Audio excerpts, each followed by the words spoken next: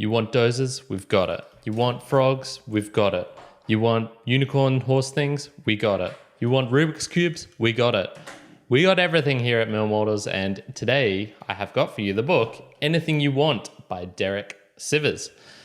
Why did I get this book? Where did it come from? Well, my introduction to it was, I believe I'd heard it from a recommendation from Tim Ferriss. So he's definitely in the entrepreneur sort of scene, and he said, yep, this was a really good quick book to get through, and quick is the big emphasis here. So it's almost a mini memoir of sorts from Derek Sivers, who had this company called CD Baby. And he was basically one of the first people to develop an online store for people to go to. So his company, I think, ranged from 1998 to 2008. And independent artists could go on there to sell their CDs. And so it was sort of like one of the online businesses that occurred during the dot-com boom, but was actually successful, continued on. So this book is a condensation of his 10 years of entrepreneurship into I guess like 40 lessons. So it is a very, very quick book, very easy to read. It's tiny, and it takes for me, I think it took less than an hour to actually get through. Each lesson is only 1 or 2 pages, and yeah, you can just smash this book down.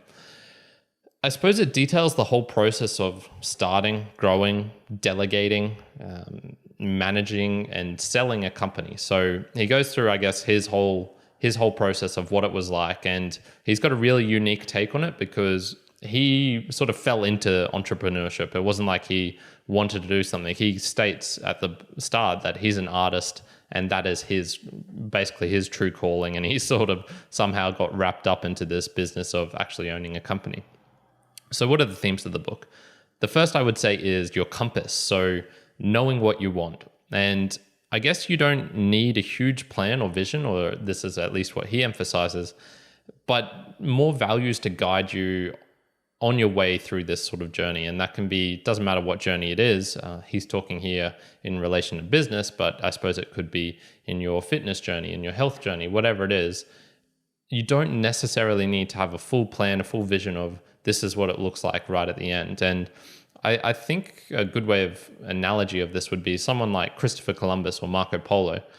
They went off to explore unknown lands, but obviously they had no idea what they're going to find there. But they did have sort of the rules of how to get to the place, which maybe it's good, maybe it's bad. You're not necessarily sure, but it's definitely interesting. It's something, wow, I'm going to a new foreign land. This is exciting. So he sort of emphasizes the same thing.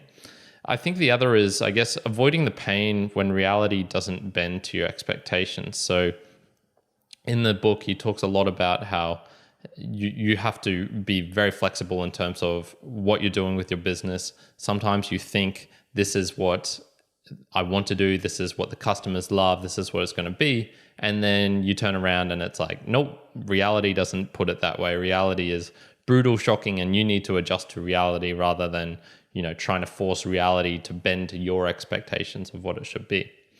The other theme in the book is the execution. So this is the getting what you want. So once you know what you want, roughly, and how to get there, there's the actual execution of that, doing it, putting in the hard yards and actually doing it. So one of the quotes he has from it are, ideas are just a multiplier of execution. So it doesn't matter how good your idea is, it's all in the execution. And he sort of has a little tally where it's, a slightly good idea is maybe a 1, a good idea is a 3, an excellent idea is a 5, a fantastic idea is a 10 or a 20.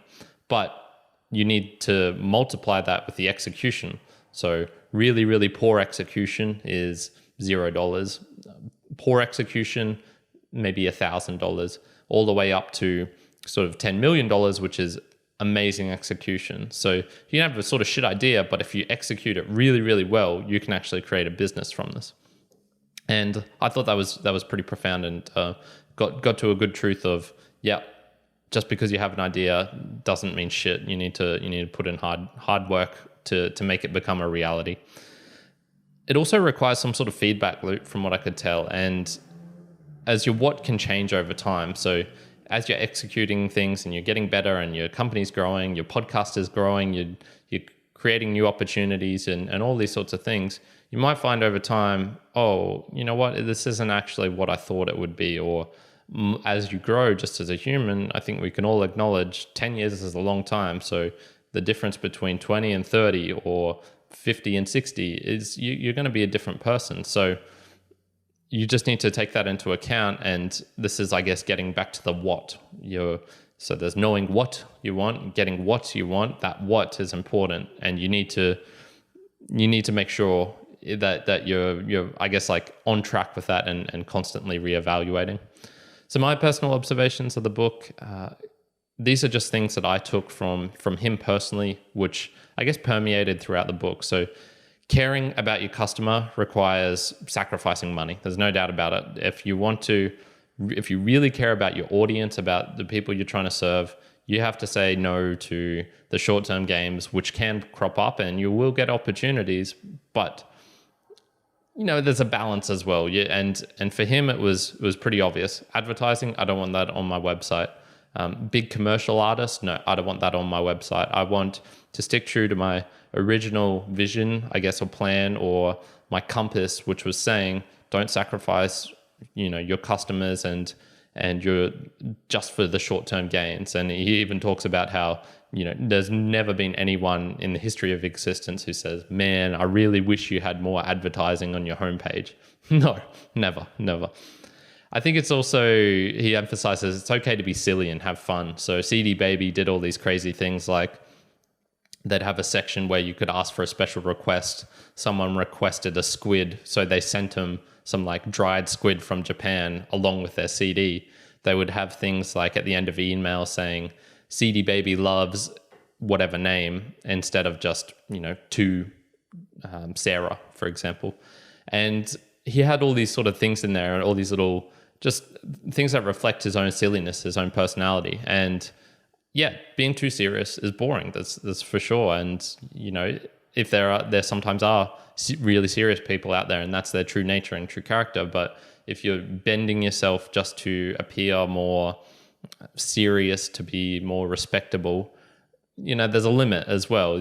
Obviously, you need to put on your suit, but maybe you can put on the suit with like some little flowers or something to liven it up, to show who you truly are. The other one is growth is not an end in itself. And this is, yes, bang on.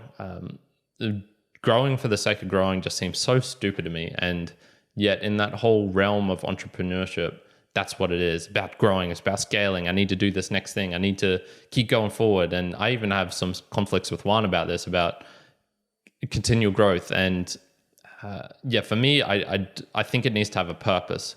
And I would say the purpose of most people who really, really want to grow a company is probably not good enough. It's probably, I want to make lots of money, which, for me, that seems like, that's if you want to try and transform the world and make, information available to everyone, okay, that's maybe a bit different. But if you just want to line your own pockets, yeah. So in summary, wisdom can indeed come in bite-sized pieces.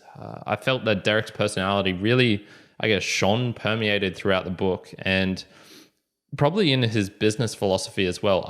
I don't know about this for sure, but I've heard that short books, as in these tiny little ones like this, which is 88 pages, and it's about, half the writing of a page than a standard book. I don't think they're money makers, but from what I recall, just from my general memory, so even on this book, he might have taken a loss just to create this, but he wanted to put it out there and